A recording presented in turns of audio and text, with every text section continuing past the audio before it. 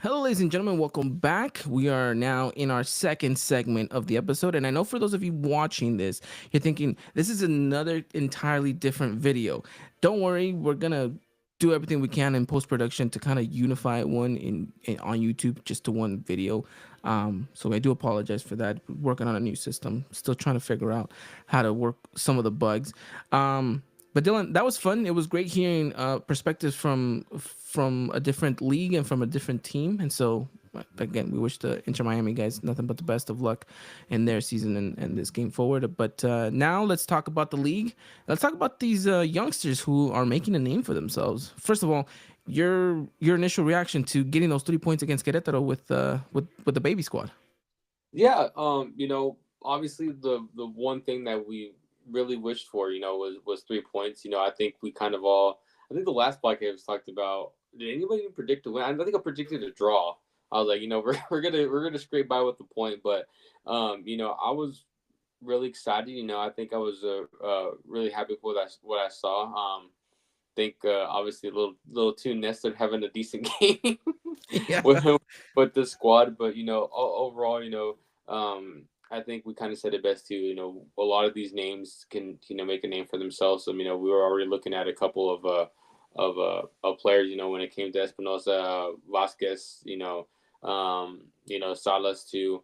And it's really exciting to know that's there because this could be a player that could step up, down the line. Like, God forbid we have an injury, but if in case that does happen, there's somebody there, and we feel like they can do the job whenever we're getting, week 17 or week 15 around there. No, absolutely. I think you have to look at it from that perspective and congratulate them for putting on a really good performance and kind of maybe shutting a lot of people up in regards to the criticism that everyone had in regards to this America side filling a very young and very inexperienced squad. Now I get it, that the test wasn't the biggest juggernaut in the league against Querétaro, but still it's against a professional team on the road in an away stadium, and that always has to kind of be an added to whenever you're analyzing these type of games and these type of situations. So yeah, kudos to the kids. And like I kind of had mentioned it earlier in the podcast, they're gonna have to go it for round two, and this time with no experienced players other than Rodolfo Cota. You're not gonna have Chiquito Sanchez there. You're not gonna have Nestor Araujo. It's solely gonna be com- a squad combined of nothing but U23 players and you know very veteran goalkeeper. So let's talk in regards to that matchup. Let's talk Tijuana. The time doesn't permit to go into all the details of Querétaro, but I do want to give a proper preview in regards to this game on Thursday. Such a quick turnaround too, Dylan. I mean, good thing these guys are youngsters because they're gonna have to go running again like crazy on Thursday. The only positive thing is that this game is gonna be a home matchup, so we don't have to worry about traveling or any of Yeah. that. After the performance that they gave against Querétaro, do you have just that much more confidence in this team to be able to pull up a result against Tijuana? Now, this is going to be a much better test. This is going to be a bigger Yeah. opponent, and this is going to be a squad and a manager that you would think can definitely give this team a run for their money. How do you think that this America side, or at least Cervantes, approaches this matchup? Yeah. Well, I think, obviously you gain a little more confidence too. And I think, the confidence is at at a good level. I'm not saying this over the top, but you're optimistic for this side, to see how well they gel together and everything.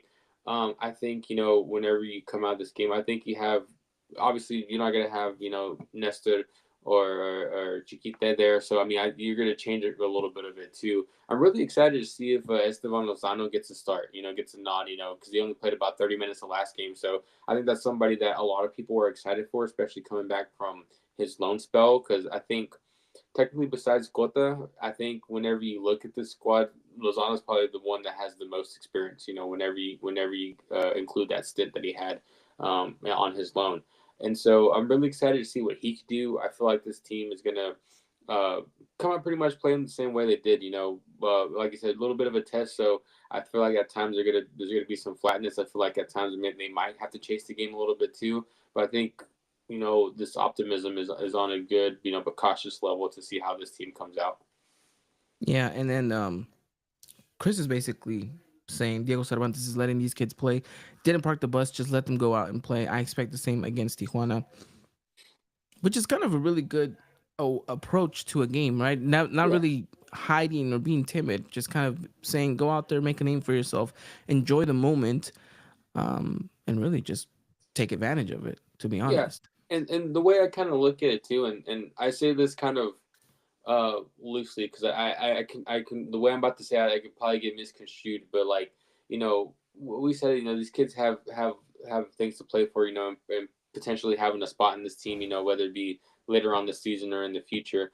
But I feel like at the end of the day, these kids are after this week are just going to go back, to their U23 league, so I just kind of see it as like they don't really have nothing to lose in a sense because when's the next time they're going to see the pitch with like these first team players, so it's just I feel like it's just like Chris said, it's going out there, letting loose, having fun, and just proving themselves, to be worthy of wearing that jersey and to be worthy of getting called up for a game against Monterrey or something. I don't know, just throwing out a random team out there, but I feel like this team really has a lot going for it right now when it comes to this U23 team at least. Absolutely, and I don't think there should be any discouragement from these No. youngsters, because the calendar is so full of matches for America that you feel like they will have a continuous amount of opportunities. And look, the youngster rule still needs to be kind of fulfilled, and I know that we made a good dent on it in match day one, and we'll make an even bigger dent in match day two. But there's still going to be about 500 plus minutes left, and this time you don't necessarily need to think about a Dagoberto that has to maybe play most of his minutes, or Miguel Vasquez. Maybe you look at an Isco. Maybe you look at a Patricio Salas. Maybe you look at a Toño Alvarez. These players that are coming in and demonstrating and showcasing that they are capable of playing and going toe to toe with these professional players in Liga MX, that they're worthy of having an opportunity at the first team. And so, look, we talked about the fact that we're getting CONCACAF Champions Cup. Maybe that's going to be a little bit more of a stretch because we do think that the team is going to fulfill nothing but starters there. But if you're going to put all your eggs in one basket and you think, okay, you're going to be focusing on that, then you're probably going to be able to distribute some of these youngsters to have minutes in the league while you're focusing on that as well. And so again, it's kind of a domino effect here. And if they can continuously showcase that they are capable of doing good, then I see no problem with them featuring in future matches. And I do think that's something that should be echoed to them and be like, hey, this does look like this might be the last game that you guys all get to play together, but you do things right, and there is more games down the road for you guys to feature in. And I do think that's the most important thing that they can take away from all of this, really. But all right, let's jump into what is going to be Thursday matchup against Tijuana. I already mentioned we're going to be at home at El Estadio Ciudad de los Deportes. Dylan, brand new and painted. Well, almost fully painted with yellow seats now. I don't know why we're committing to wasting money on, because that's coming out of Club America's salary. That Yeah. we're paying for them to go and paint that. Yeah, no, and I think and I probably should put it out there for the pod, but I just do not like playing there. Just Mm, I just same. it's just not fun. Just it's not the same. But like again, like you're staying within I guess the city limits of Mexico City, so it is what it is. Yeah, and we could look forward to a couple of different games, and maybe Puebla. I know another one was Guadalajara. Maybe the other one will be Toluca. We don't know. America's still trying to find different games to play. At least three different games in three different venues as locals. But we'll see. But yeah, not the best of stadiums. The sooner we get out of there, the better. That's all I'm gonna say. Yeah, But yeah, for at least for Thursday matchup, it's gonna be our home field. So the game's actually gonna be at a reasonable time, I guess. It's gonna be 6 p.m. Pacific, 9 p.m. Eastern, uh, 8 p.m. Central. So hmm that's gonna be, I guess, a I reasonably agree. good time. Odd that we're playing on a Thursday, Yeah, but I guess because of the matchup, the scheduling with the whole friendly thing, I think America wanted to maybe still find a way to play match day two and still go to Vegas, and you know it turned into this whole ordeal. But yeah, Thursday, match day two, America versus Tijuana. Tijuana obviously coming into this one with a loss, right? If I'm not mistaken. Let me yeah, just they're coming off a loss. Yeah, Yeah, so they're coming off a loss. So they're looking for three vital points to kind of kickstart their season. America's looking to find another 3 points against another prolific squad. And I mean, I wish we could give you a predicted start 11. Honestly, Dylan, I think it's going to be rinse and repeat with just Yeah. a couple players filling in the gaps for those starters. Yeah, no doubt, and like I said, no offense to uh, Salas, but I really hope and wish kind of Lozano gets that spot right there too. I didn't like Lozano. I didn't like him. He missed a clear opportunity. But I'm not gonna be hasty. I did it with a lot of other players. I'm gonna give him the benefit of the doubt. I'm gonna give him one more game. And hey, if he scores a hat trick against Tijuana, then who am I to say anything, right? So because we've all had high hopes for Esteban Lozano. Let's be Yeah, honest. You know, we've it's someone that we've been keeping an eye on, who we've seen grow, and now we hope that he can take advantage of these opportunities. Patricio Salado looked very well, and I'm excited to see more of him, whether he starts, whether he comes off the bench. Another promising player. So these youngsters just have to take their opportunity, and as simple as that. yeah, But all yeah. right, um,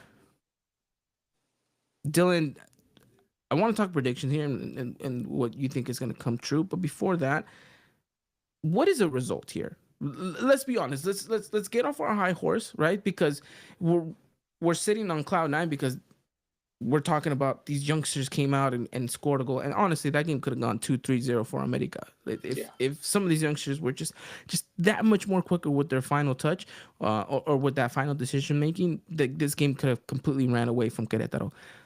But we're on cloud nine because of the great game that we saw these youngsters play. I think we have to bring ourselves back down to reality and focus and shift attention to our rival. This is no Querétaro. This is a Tijuana side that had a pretty solid season in comparison to their previous seasons. Last year, they came in and they almost knocked out Cruz Azul from Yeah. the Liguilla. So they gave us a hard time in the repechaje. I think that, is it out of this world to think that we should all be content with a draw on Thursday? Yeah, I mean, I think so. I mean, look, I think that's where we were. We were on that boat last week too when it came to Querétaro. I mean, like, sure, like, did we want the win? Like, yeah, I mean, we never want this team to draw, but given the circumstances, you were hoping, to get the bare minimum, but you got more than that. You got the win in 3 points. I see, this is if this U23 squad walks out, 4 points, I am happily okay with that because you know this the rest of the teams on the horizon coming back hopefully to pick up the steam and take that momentum this squad has been able to get for the club and to go forward with it through the rest of the season. So I think if we're getting off the high horse and going back to the same boat we were last week, then I think a draw is okay at this point. Yeah. And that's kind of what I want to echo. It's not to say that I don't think that this team isn't capable of getting a victory. Yeah, Look, the youngsters demonstrated that they're hungry, right? And that's one thing that they can feed into in regards to this matchup. And aside from tactics and everything, it's gonna come down to, do you want it that badly? Yes, then go out there and get it. But I don't think that we need to be kind of unrealistic with the expectation and say, you know what, let's hold on, let's kind of take a step back and analyze this. There's a lot of positives from this game, even if you just get a draw. I yeah, mentioned about the youngster rule, right? You're most likely going to get close to 500 minutes. That's already halfway point, Dylan. The halfway point for the entirety of the whole season. You have to fulfill 1,000 minutes, and if you can get to 500 by the end of this matchup, regardless of what the result is, that's a victory already in a sense. On top of that, if you do get a draw, you're already at 4 points within the first two games, which is something that this team that just became tricampeon wasn't able to do last season, right? We started off yeah, against a loss against San Luis, and I think match day two, which I think was against Querétaro, we ended up winning that one. So 2 games, 3 points, and in this one, if you can get two games, potentially 6 or 4 points, again, chalk it up as a victory. yeah. um, the exposure again that these players are going to have, the maturity that's going to help instill in them. Again, both a boatload of things to kind of be content about. But it's not to say that we want this team to fall flat or not to achieve the 3 points. But I do think we need to kind of temper expectations and say, okay, we understand that this is going to be a tougher matchup. This is going to be a different game against a much more experienced manager. This is a manager that you know was in the World Cup, beat Germany. So temper ourselves a little bit. Not to say again, I sound like a broken record, but it's not to not say that this team is incapable of, but I want there to be this understanding of what this team is capable of doing and what is maybe not so capable either. Yeah. But with that said, Dylan, what's your prediction for Thursday's matchup? You know, I still agree with what you say, Ivan, but I'm going out on a limb here.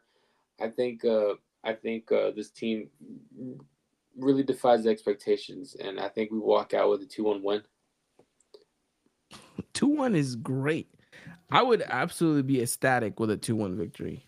Absolutely. I think this team, like you said, it's a tougher opponent. I think this team sees some adversity, and if given the play that they have, and the mesh they have together, knowing each other, I think they fight through it and they pull it out somehow.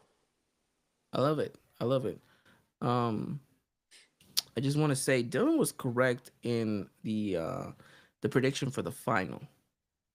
You you Yeah, I was. you predicted 2-1 and then you predicted 1-1.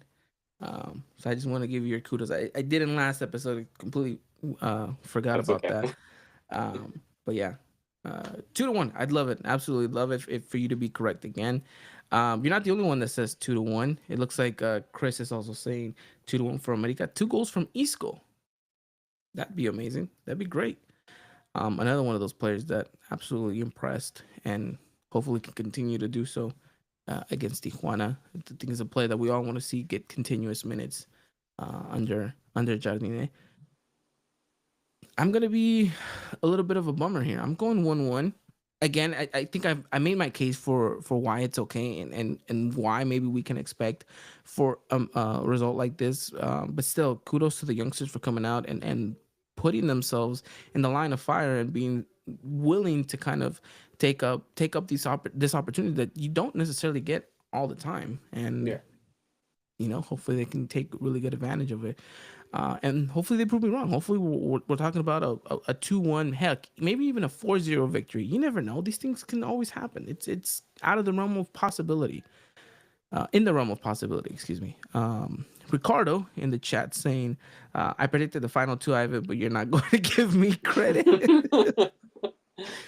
Ricardo, until you start giving Guillermo Ochoa credit, then that's when I'm going to start giving you credit. So simple as that. Um, but yeah, that's pretty much what I have in regards to this one. I don't know, Dylan. Anything else to add on? No, I think that's it.